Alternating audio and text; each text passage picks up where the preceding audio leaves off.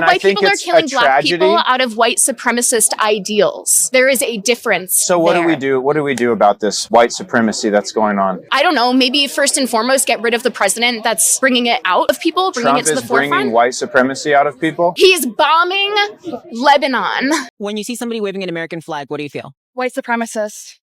Sadness. Do you think capitalism is evil? Yes. Hard yes.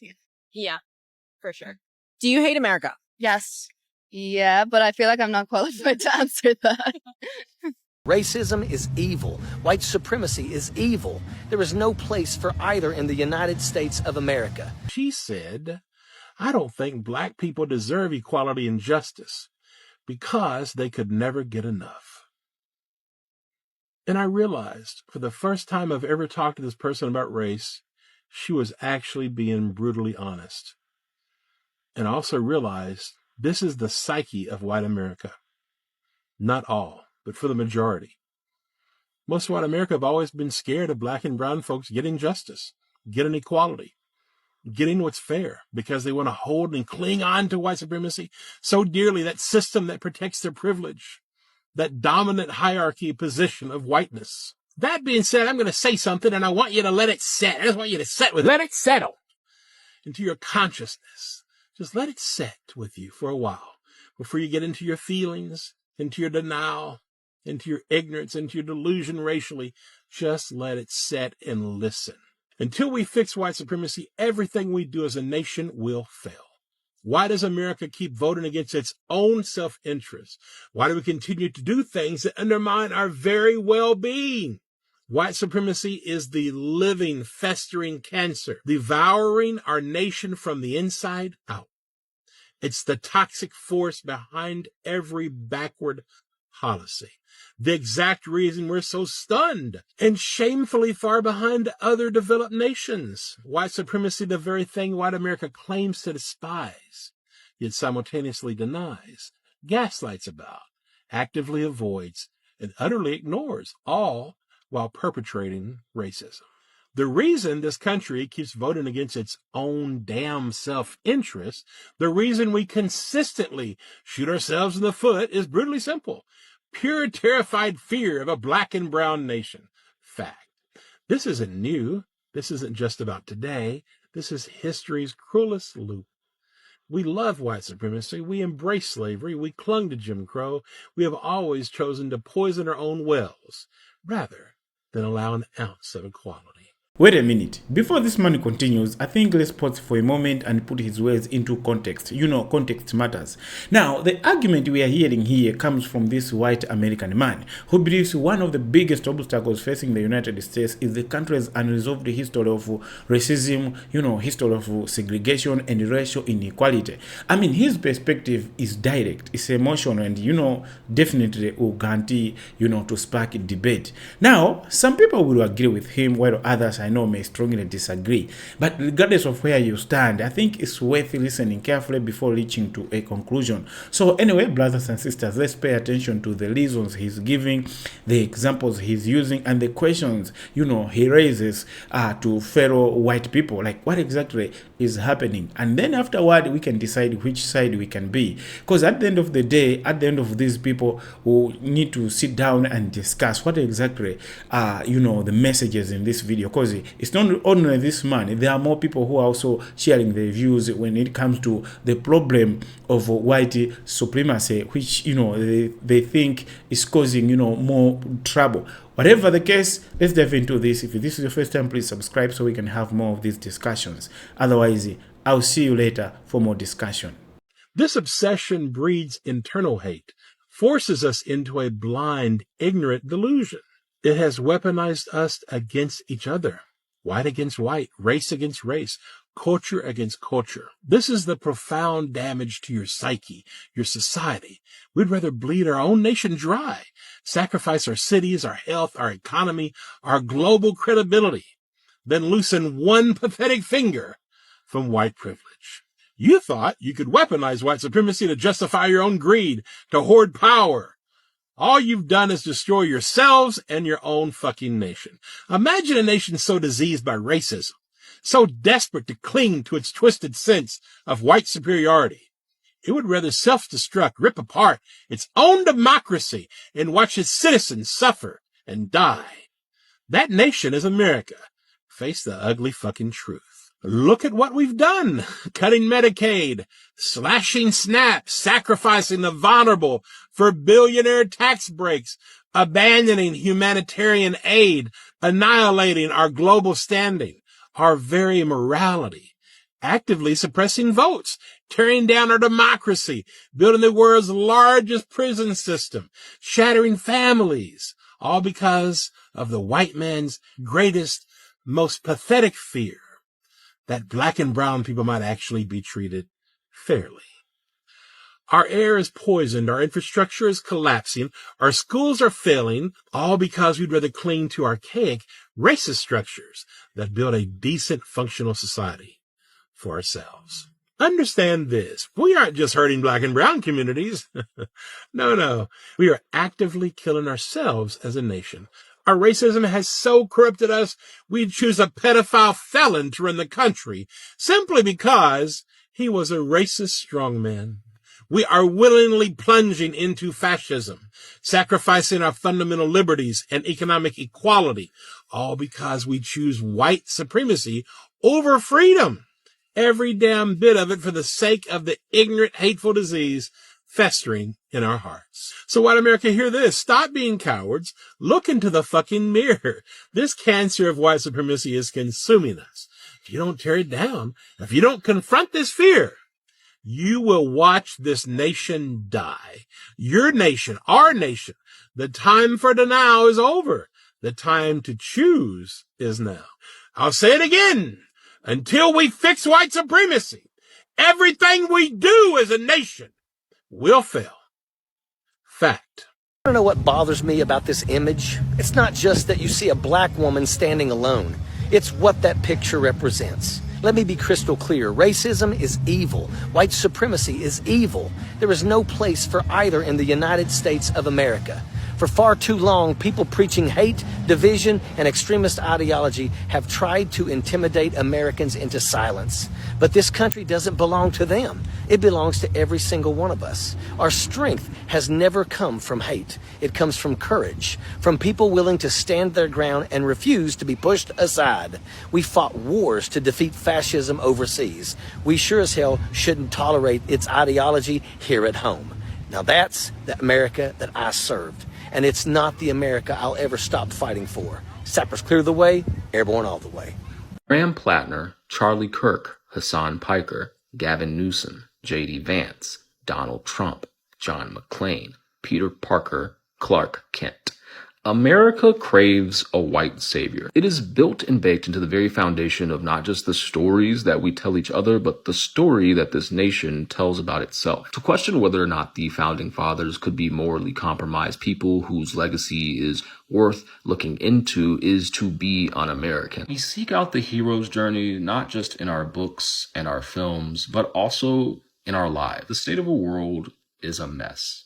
And we want someone who is going to save us from that. It's why people were willing to rally so hard around Donald Trump that they stormed the Capitol in an act that they believed deep down to be saving this nation. It's why people doubled and tripled down despite Graham Plattner's many red flags because he fit the narrative that's supposed to happen. It's why the media is so heavily invested singularly in Hassan Piker as if he is some sort of communist kingmaker rather than a political Twitch streamer. Stories we tell are not those of collective power. They are not those where people come together and work together to save the day. It is one where someone swoops in and will fix everything for you. It's why when a white man shows any level of potential success or competence, people are willing to go down with the ship. And while America is obsessed with this Superman who will go through his journey and then proceed to sweep us off our feet into salvation, it's important to note that replacing the white man with a black man,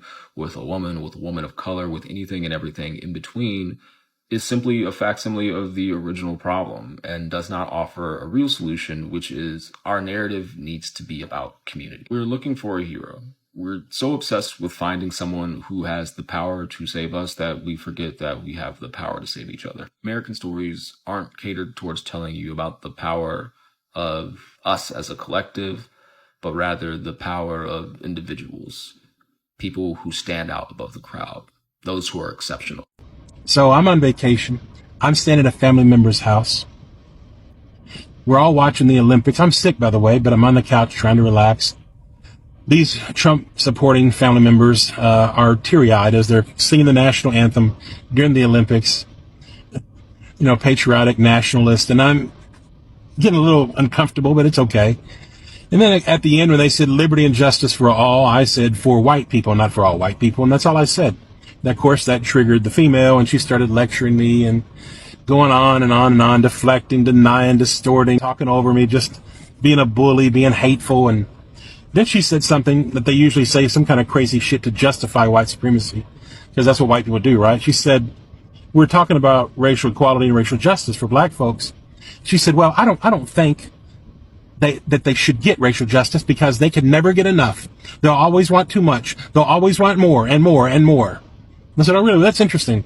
So before we had this racial conversation, I had already called my friend who's black, and I asked him permission if I could call him if I needed him to let her know, or let this family people know that a black person knows about their racism. You mind if I call you if I need to? He said, I'm all in. Call me. I don't care. Yeah, let's do it.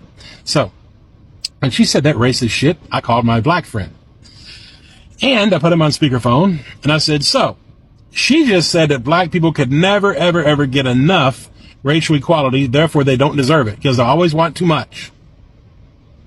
That woman, who I've known for many years, transformed into a carrot. She was triggered. It was, I swear to God, like a werewolf coming out. A grown woman literally had a complete insane breakdown. She started screaming uncontrollably, cussing me, this supposed Christian woman, in front of her children, and everybody in my family is saying the F word. Get that fuck out of my house! Screaming and jumping in a complete temper tantrum. So, so anyhow, she grabs my shit in this fit of rage as she cries victim. He's calling me a racist. I'm not going to be humiliated in front of black people. I'm not a racist. She grabs all my shit and just throws it in the fucking yard, scaring everybody in the house. I even thought she was going to assault me at one point. She didn't, thank God, because I'd have her arrested, but she did manage to kick me out of the house, throw all my shit out in the grass. So, you know, I got a hotel. I lost another family member. But you know what? I'll just add it to the fucking list of family members, friends, and coworkers that I've lost. Would I do it again? Hell fucking yes. Because at least she knows it made her question her morality racially, and it made her question the lies that she's living. And it forced her to fucking think about something that she didn't want to fucking think about. And the reason she got triggered, because for the first time in her life, she could not hide her racism from black people. That's why she got triggered. She had to face her own goddamn immorality and the own lies that she's living. It may not change her, I don't know if it will or not, but it'll let her know that racism is unacceptable. And that's what we have to do, folks. Hold white people accountable for their fucking racism. Now, you might want to time it right so you don't get kicked out of somebody's house or get assaulted, but hey, sometimes you got to do what you got to do, right?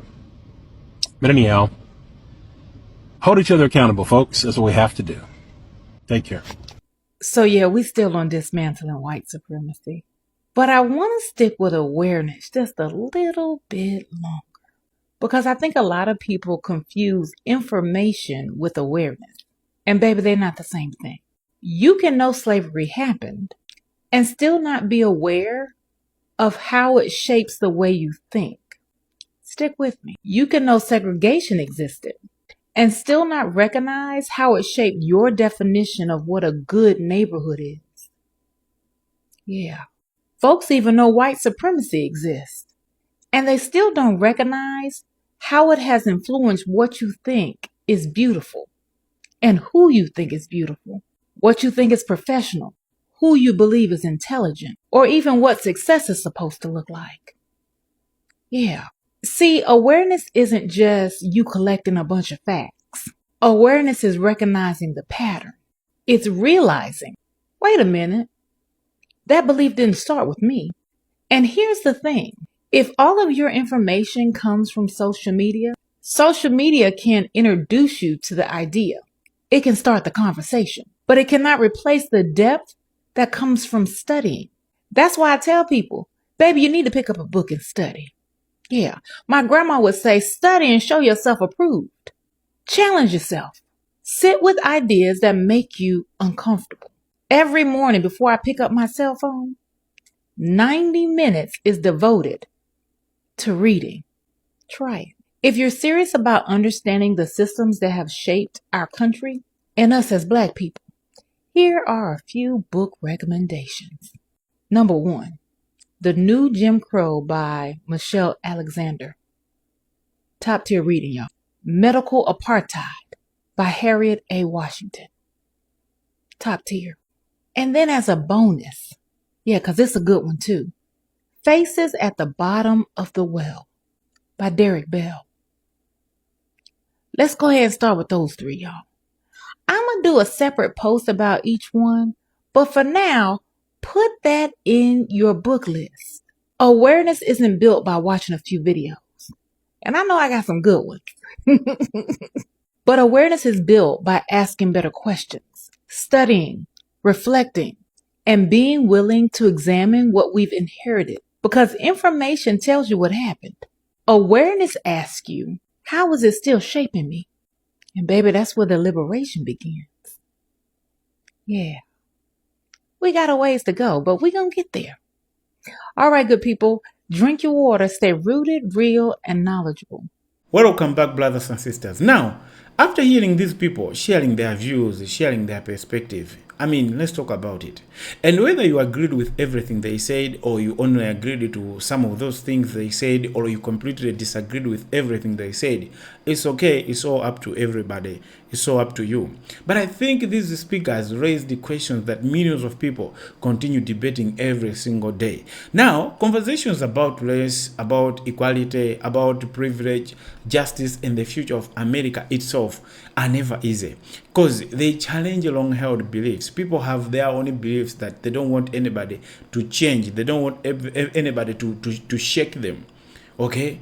It challenges that. They make people uncomfortable. I'm talking of, such kind of debates that these people have brought. And sometimes these debates, force us to look at issues, from another perspective that we have never considered before. But I think that's exactly why discussions like this continue, happening every single day. And it's worth discussing without ignoring them. Because I know, no matter where somebody stands, these questions have not disappeared. People will continue to have this. They continue shaping communities. They continue shaping, politics, education, and economy, and even everyday relationships between ordinary people. It can be between, within the Black community, within the white community, or even between these communities.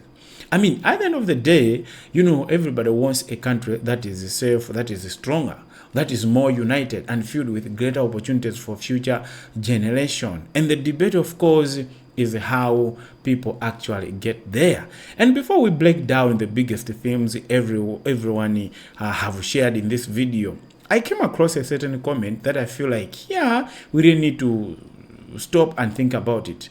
It simply says, imagine how great America would be if hate, racism, and bias had not existed. Now, I think that's a powerful statement. That's a powerful, comment. Because regardless of where somebody stands politically or in terms of racial, whatever perspective you may be, or how people interpret, this discussion, almost everyone can agree that, hatred and prejudice have left deep scars, wounds throughout history. People have the wounds that are not yet healed deep inside them. Imagine how many people, how many lives could have been different if there were no these issues, like that racism, that bias, that hatred. Imagine how many opportunities could have existed, could have, been created. Imagine how many communities might have grown together instead of being apart. So whether that vision is possible or is not going to be possible, but I will leave that for you to decide. But I think it's a comment which is worth, reflecting on. We really need to pay attention to it. Now, let's quickly try to, break down some of the biggest themes, concerns, points throughout this discussion that these people have shared. Theme number 1, fear of equality. Now, let's talk about it. You see, one of the strongest arguments presented is that fear, not always facts, often drives, decisions. People make decisions based on the fear, not, facts. Now, the speaker suggested that some people, while equality could somehow reduce their own opportunities, like when they have equal opportunities with black people, then their own opportunities will just fade. Instead of seeing fairness as something that benefits society as a whole. Because at the end of the day, you are all trying to build one country. You are all trying to build or to, to strengthen, one nation, one land at the end of the day. So whether viewers agree with that conclusion or they don't agree, but I think it's an argument that continues, generating enormous debate online. Theme number 2 is about history. History still matters. We cannot just, have it ignored or like recognize it halfway. No, it matters. Now, throughout the discussion, the message is clear. History doesn't simply disappear because the time passes. No. The effects of past decisions, whether social, political, economic, or whatever, can continue influencing, future generations, can continue influencing, the decisions people are making today. And understanding that history remains one of the biggest challenges facing any nation. I think it's worth discussing like that. Now, theme number 3, division comes at a cost. Yeah, let's talk about it. Now, this wasn't just about race, according to how somebody spoke about it, but it was also about what happens when, people become so divided, so separated. They stop, listening to one another altogether. Communities will suffer. Trust disappears. Cooperation becomes even harder. And solving national problems becomes even more difficult. Because instead of having policies that can matter, people may do this just out of hatred instead of, being together as people who have common goal. So, yeah. Now, theme number 4, difficult conversation cannot always be avoided. Yeah, let's talk about it. I mean, these topics make people uncomfortable. Sometimes they make people angry. People are furious after they hear some of these things because they don't want their freedom. I don't know, but they don't want, equality even to extend to black people. They want, they don't want some opportunities to extend it to black people. They just want them to be, for them as white people. But the thing is, we cannot, have one thing for ourselves and think that when we give it to others, then we will lose. It's not about that, okay? It's not about that. Sometimes, some of these discussions make people angry, but ignoring uncomfortable conversations doesn't necessarily make underlying issues to disappear, okay? You cannot say you are healed just because you have forgotten, you have stopped talking about you are sick. No, you need to do something so you can completely say, yeah, you are healed completely. Progress, whenever it happens, usually begins with people being willing to talk, being able to, openly talk about it, listen, question, and learn all together. Learn from bad situations, learn from good situations, whatever it is. Okay? So, I think you get what I mean. Now, let's go to the last point, like the last theme.